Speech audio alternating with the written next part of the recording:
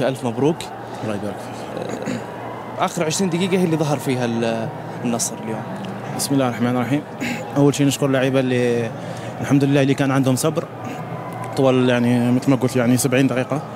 كان الفريق الفتح غالق كل المنافذ علينا. الحمد لله احنا ما استعجلنا، والحمد لله الحل كان في الكرات الثابتة، والحمد لله بفضل الله تعالى تمكنا من نسجل هدفين. نتكلم للمهاجمين اليوم في الشوط الأول تحديدا، مصد التسلل كثير كان فيها لاعب مهاجمين النصر. يمكن من الحماس والرغبة في تسجيل الأهداف وتخليص المباراة من أول دقائق والأول شيء هو اللي خلى المهاجمين تاعنا مصيدة التسلل كثير. الحمد لله الشوط الثاني تكلم عن المدرب كثير من خطط التسلل هاي، والحمد لله تفاديناها الشوط الثاني وكنا أحسن من الشوط الأول. اليوم كان واضح على النصر إنه بس يبغى يفوز سواء بمستوى أو بدون مستوى.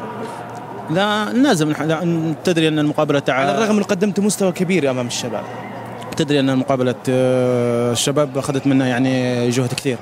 مقابلة الشباب كان في لعب جميل ويعني مستوى الحمد لله كنا.